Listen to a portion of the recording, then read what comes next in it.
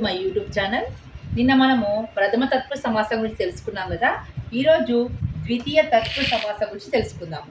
ద్వితీయ విభక్తి ప్రత్యయము పూర్వ పదాంతమున కలిపి విగ్రహవాక్యమును చెబుతూ సమాస పదమును రాసినచో అది ద్వితీయ తత్వ సమాసం అవుతుంది.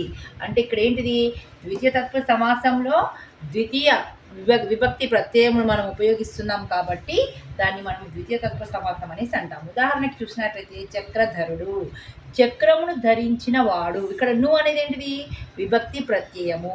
అది ఏ విభక్తి ప్రత్యయము, ద్వితీయ విభక్తి ప్రత్యయము కాబట్టే మనం ద్వితీయ తత్వ సమాసం అనేసి అంటాము. ఇందుధరుడు, ఇందుధరుడు అంటే చంద్రుణ్ణి ధరించిన వాడు. ఇందు అంటే ఇక్కడ ఎవరు, చంద్రుడు అనమాట. చంద్రుని ధరించిన వాడు ఇందుధరుడు.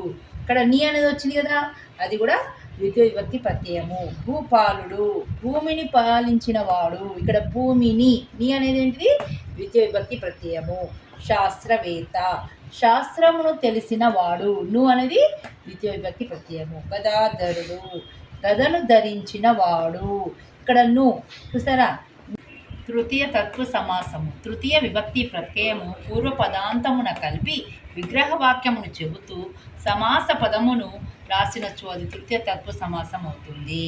అయితే ఇక్కడ తృతీయ విభక్తి ప్రత్యయం అని చెప్పాను. అంటే మనకు విభక్తి ప్రత్యయములు తప్పకుండా మనం నేర్చుకున్నట్లయితే ఇక్కడ విభక్తి ప్రత్యయాల ద్వారా మనము ఈ సమాసములని మనము చేయగలుగుతాం. సో ఇక్కడ ఉదాహరణ చూడండి, సుఖ పుష్టి ఉంది. సుఖము చేత పుష్టి. ఇక్కడ చేత అనేది చేతం చేయని తోడంతో అనేది తృతీయ విభక్తి ప్రత్యయము.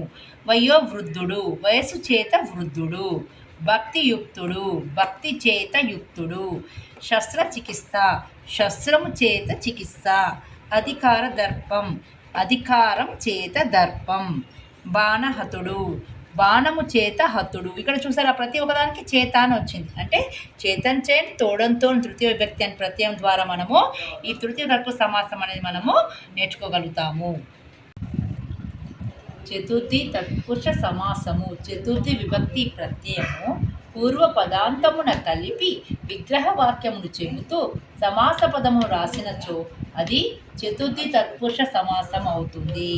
అంటే ఇక్కడ చతుర్థి విభక్తి ప్రత్యయములు అనేటివి మనం సమాసములు ఉపయోగించడం వలన మనము చతుర్థి తత్వ సమాసం అనేది ఇక్కడ ఏర్పడుతుంది. ఉదాహరణ చూసినట్లయితే శాంతి సభలు, శాంతి కొరకు సభలు. కర్మశాల, కర్మము కొరకు శాల. ధర్మయుద్ధం, ధర్మము కొరకు యుద్ధం. శాంతి సందేశం, శాంతి కొరకు సందేశం. సహాయ నిరాకరణ, సహాయం కొరకు నిరాకరణ. భూత బలి, భూతముల కొరకు బలి. చూసారు ఇక్కడ అన్నిటికీ కొరకు కొరకు అని వచ్చిందా.